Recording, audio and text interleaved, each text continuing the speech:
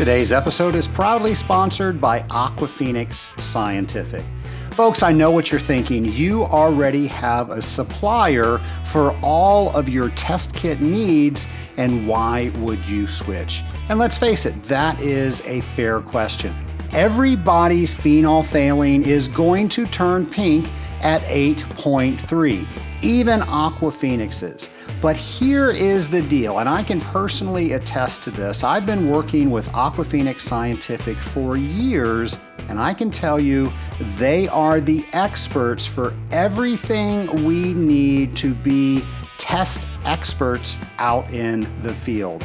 They can provide you with every product that you will need in your test kit by just calling them. That's right, one phone number, one purchase order, one stop, and you can get everything that you need for your test kits. Take it from me and give Aquaphenix a call today so you don't have to make all those other calls outfitting your test kit. Visit them online by going to scalinguph2o.com/APS. Welcome to the Scaling Up H2O podcast, the podcast where we scale up on knowledge so we don't scale up our systems. I'm Trace Blackmore, the host of this fantastic podcast. Folks, I got to tell you, I am so excited of what the Scaling Up H2O podcast has in store for you. There's no doubt about it. I have a wonderful team. You got to hear from that team on episode 182. And again, I want to point out that I would have never recorded that episode had it not been from several requests from you, the Scaling Up Nation, wanting to know what was involved in putting a podcast on each and every week. I thought that you would not be interested in that. Well, it's a good thing that we don't rely on what I think, because so many of you wanted to hear about that. And when I did it, that was one of my favorite episodes. So I say all this because my team is fantastic, and I love being able to share how awesome my team here is with you. There is no way that I could do all of the things that you hear each and every week if I was doing everything on my own. In addition to making the podcast sound great, making sure that we have great guests, making sure that we're always thinking ahead. Well, actually, that's where I'm going. We're always thinking ahead. We have a calendar, and we plan pretty much a quarter at a time. We look at the entire year and we theme the year. But as you know from living in 2020, sometimes things change. But we look overall what the theme of the year is, and then we start looking to plan deeper into the quarter. Well, I just came right before recording this from one of those meetings, and I am just so excited about what my team brought to the table, what we have in store for you. So stay tuned. The podcast is going to keep getting better and better and better. And of course, you letting us know what you want to hear on this podcast by going to scalinguph2o.com and navigating over to our show notes page is definitely going to help us bring that to you. A couple of other things that I want to make sure that you know are out there is we, the Scaling Up H2O podcast, along with the Rising Tide Mastermind and the Association of Water Technologies, is bringing you a business owners webinar series. So I want to let you know that Adam Lean is going to be with us, and he is going to help us understand our numbers. Folks, if you are in business, you have to understand your numbers. However, I don't think anybody gets into business going after learning numbers. They're not fun. They're probably the last thing that you want to do. I know I teach math, and people always dread it when I come up on stage to teach water treatment math. Well, just like I try to do, Adam really makes it fun and he allows you to see the concepts behind the numbers and why you need to know these things and makes it very simple for you to extract data from your numbers to help you make valuable decisions. We're going to be holding that webinar May 28th at 11 a.m. Eastern Time. So if you want to register for that webinar, please go to scalinguph2o.com/business. Another thing that's coming up, actually in my hometown here in Atlanta, the American Water Works Association, in conjunction with the Water Environmental Federation, is holding their Utility Management Conference. As I said, it's going to be here in Atlanta, August 1st through 3rd. Folks, this is an in-person event. Remember when we used to have those? So if you're interested in that, if that's the area of water treatment that you practice, I know we're all itching to go to conferences. I don't know what their limit is, but you want to get your tickets early to make sure that you can attend. We'll have links on our show notes page so you can go directly there and learn all about that conference. Last week was the scheduled technical training for the Association of Water Technologies. This year, I was asked to do the sales training. And folks, I absolutely love being a salesperson. And I know some people out there, and they hear me say that, and they think that being called a salesperson has a negative connotation to it. It drives up thoughts of that quintessential used car salesman. Well, folks, maybe that's what sales was at one point of time, but I don't think it is anymore. I think salespeople are more professional now because our customers are more professional now. Maybe at one point in time, our customers relied on everything they knew about industrial water treatment from us. Well, that's not the case anymore. Somebody can find out anything they want to know about by simply going online.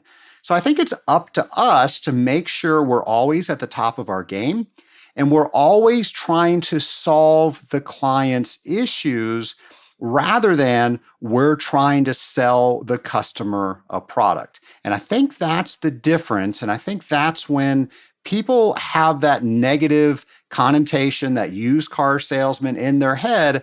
That's what they're thinking of. Somebody's trying to sell me something. And I know we all heard the expression, people love to buy, they hate to be sold. And that's always great advice, but what do we actually do with that?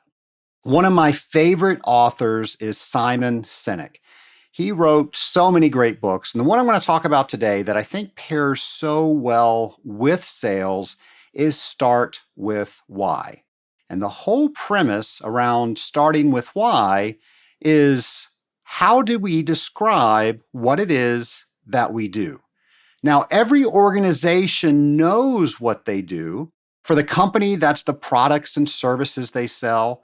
For the individuals in the company, these are the roles, these are the jobs that they do.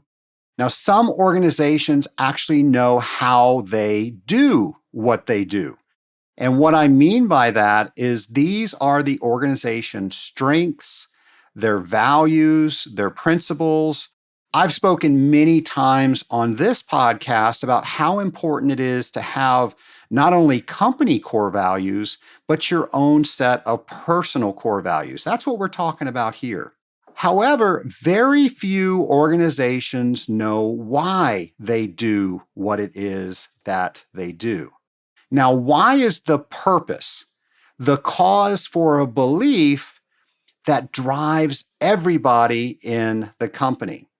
So we talk about having a personal mission statement. This is your personal why.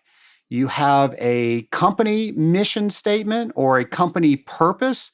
This is your company's why. Why do you get out of bed every morning? What is your organization's why? And probably here's the most important question. Why should any customer out there care? And by the way, a why is never about making money. That is always a byproduct of the actual why. Now, I love how Simon Sinek sets this up. He gives us the image of three overlapping circles. So there's a larger circle, a smaller circle within that, and then within that is a smaller circle. So three overlapping circles. And what he does is he puts the why in the smallest inside circle. In the middle circle, he puts how. And in the outside circle, he puts what. So I hope you have that visual inside your head. Now, here's the challenge. Most of us communicate what we do from the outside in. It means that we start with the what we do before, or if ever, we talk about the why we do it. So here's an example of that.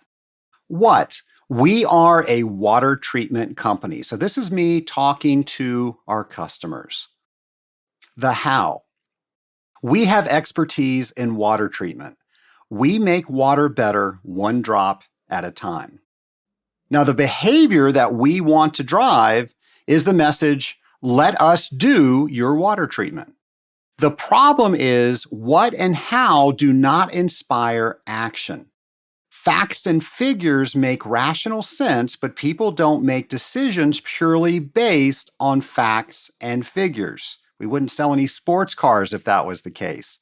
Starting with what is what commodities do. And folks, we know that our industry is far superior than just selling it as a commodity. So let's rework that. So visualize that circle again, but now I want you to start from the inside out of the circle. So we're going to start with why. We exist to promote the stewardship of the world's most valuable substance, water. The how. We optimize how water works in your system by promoting its longevity and efficiency.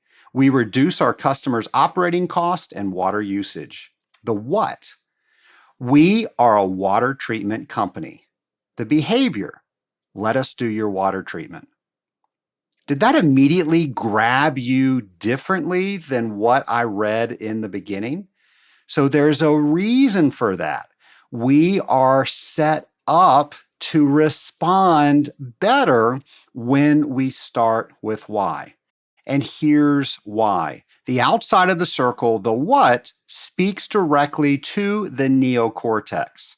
The neocortex is the newest part that's been developed in our brain. It's the Homo sapien brain.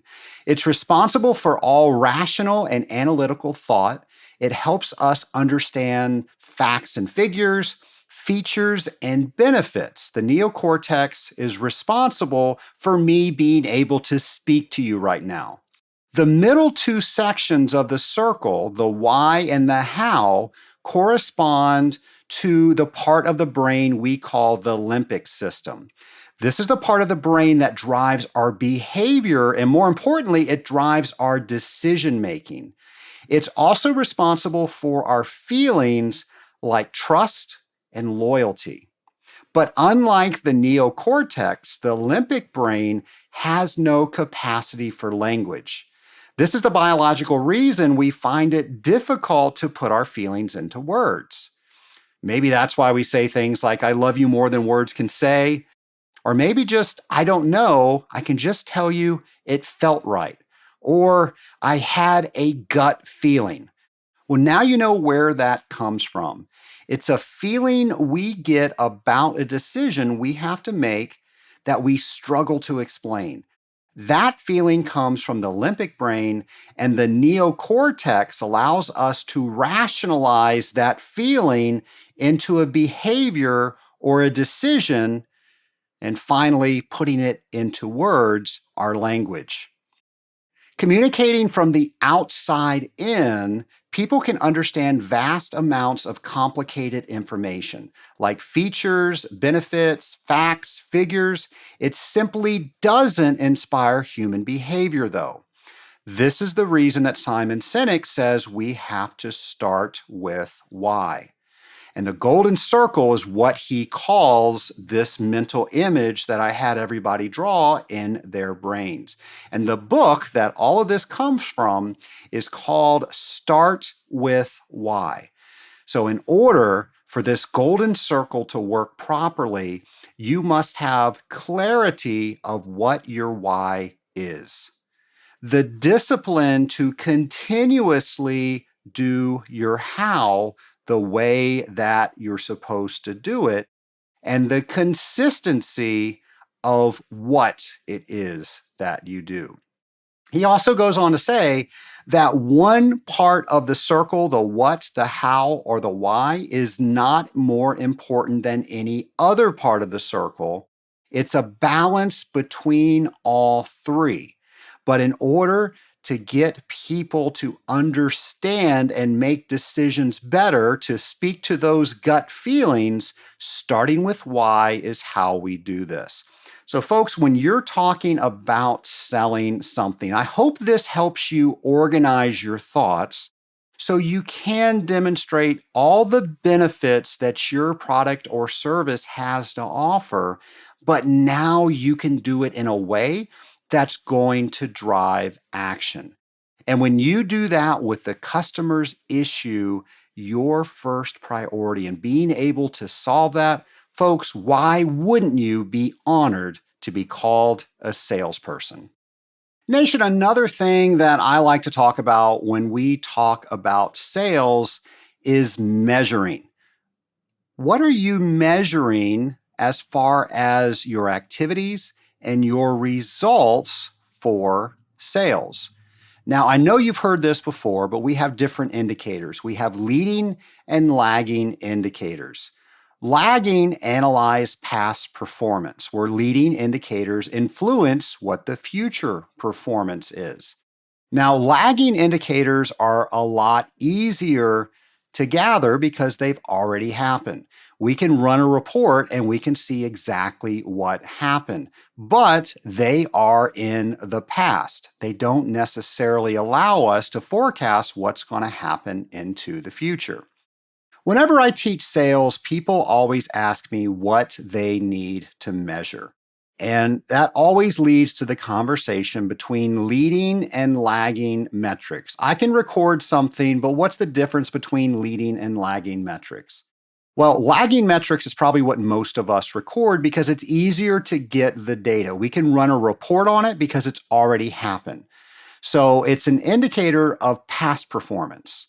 Now, leading metrics are indicators of future performance. And I think these are the indicators that are key in a salesperson's success because they know what is going to happen, or they know what needs to change, so what's going to happen changes as well.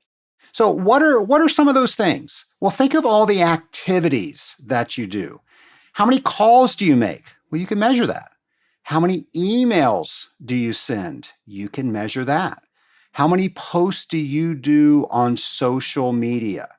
How many presentations do you do, or how many surveys do you do? You can measure all of that. Folks, one of the best ways to sell to a new customer is to get a referral from an existing customer. So how many referrals are you getting? So when you're doing that survey, how many of those surveys actually turn into a solution interview, I like to call it, where we come back and we're able to talk with all the people that are involved in the decision-making process, and then we're able to hopefully close the deal. So how many of those types of presentations are you doing? How many closes are you doing? So I did 4 proposals this week and I closed 2. By the way, that's a 50% closing ratio. That's also something that you should track.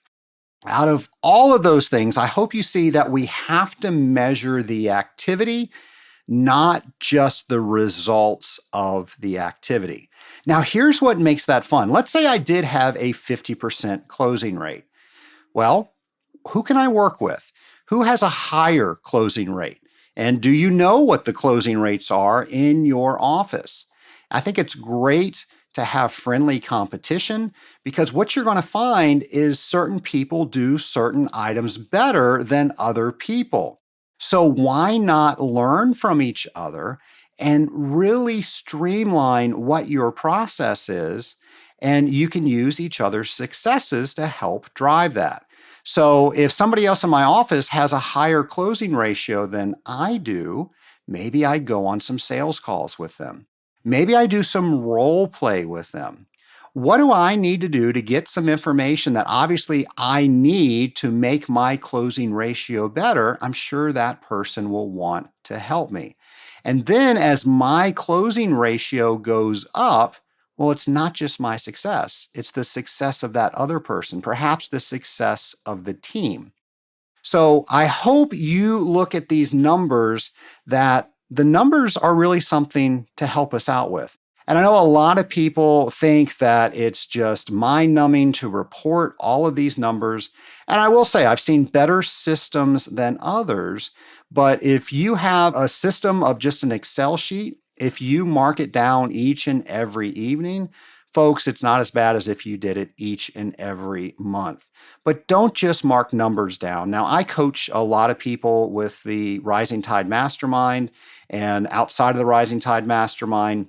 And something that I've seen people do is they turn in reports to their bosses.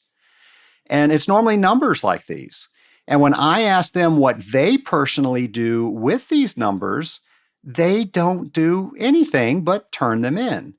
Well, folks, that's valuable data. This could be a game for you where as you record these numbers, you now change something and you see how those numbers change.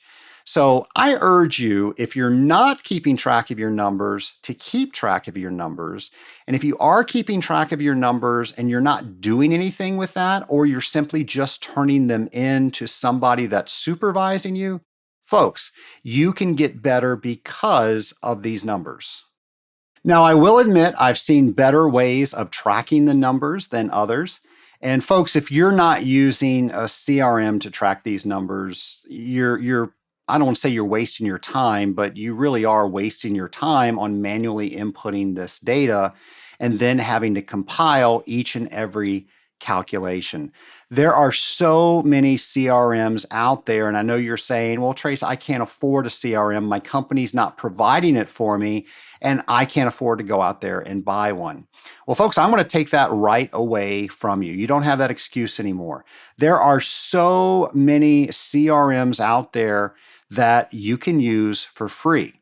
Yes, I said free. Now, the goal is that you're going to get hooked on that CRM, and then you're going to want some of the more automated features that they have within their paid services. But I got to tell you, the free services are pretty robust for being free.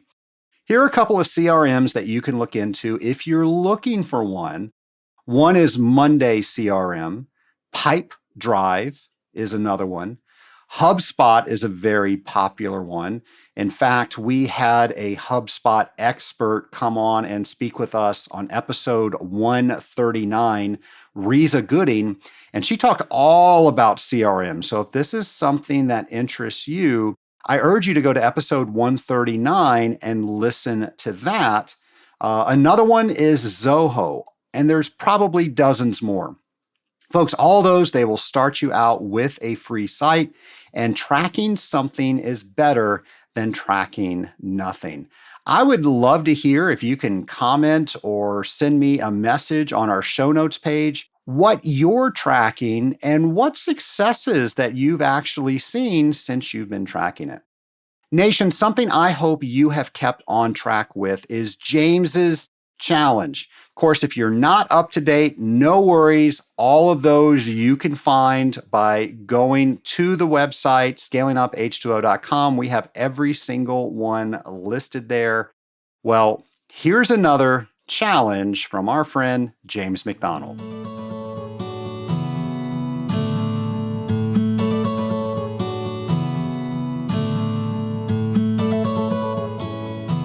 Hello, Scaling Up Nation. The next James's challenge as we grow as an industrial water treatment professional, drop by drop, is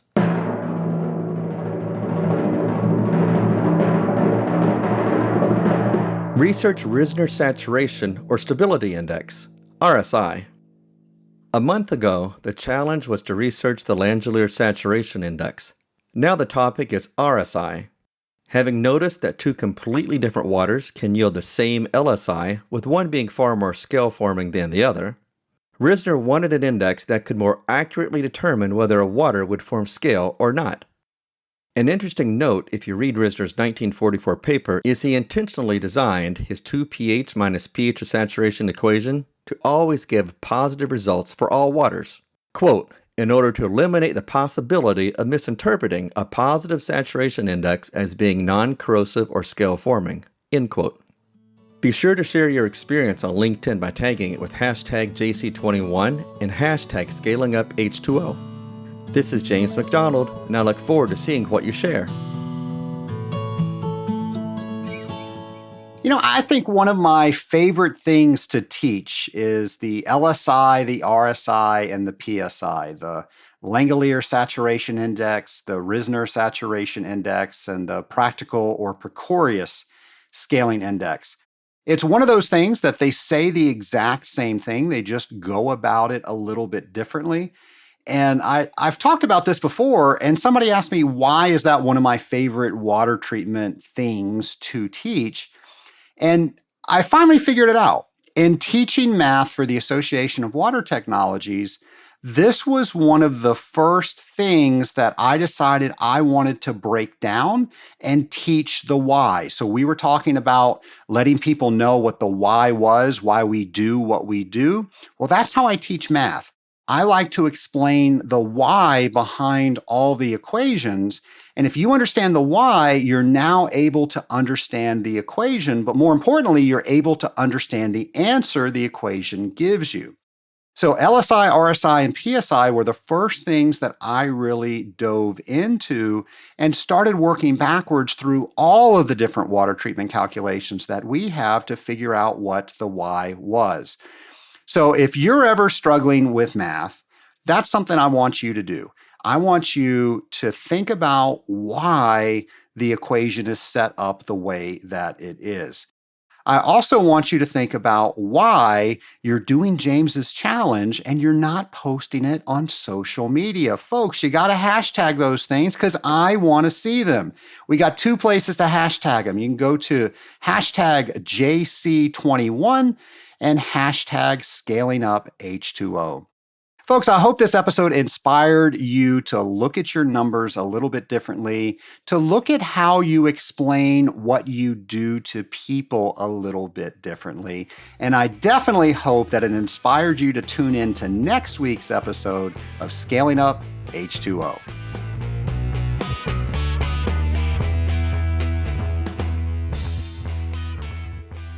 Scale Up Nation, I recently asked Chuck Hamrick, CWT, what are some of the benefits that he has realized as being a member of the Rising Tide Mastermind? Here's what he said.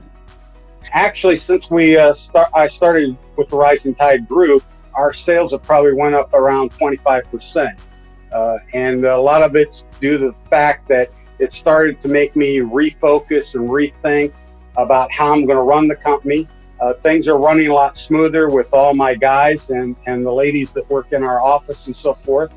We learned a lot on, standard operating procedures, how to make sure they're all written out. We've learned a lot from the books that we're reading, like Traction and the 12-week. So it helped to be able to be better organized and to be able to make things run smoother in the organization. Well, as you can see, if you are a serious member of the Rising Tide Mastermind, if you pour into people, the group will pour into you. And what Chuck just shared with us about the benefits of how his company has grown, how his team has grown, I know that's because Chuck is doing the right things, and I love that he credits part of those right things being some of the things that he learned within the Rising Tide Mastermind. So folks, I urge you to learn more about becoming part of a group. It's my hope that the group is the Rising Tide Mastermind that you choose to become a member of. As Chuck just said, it pays for itself if you use the tools that we teach each other. Go to scalinguph2o.com/mastermind to see if this is the right group for you.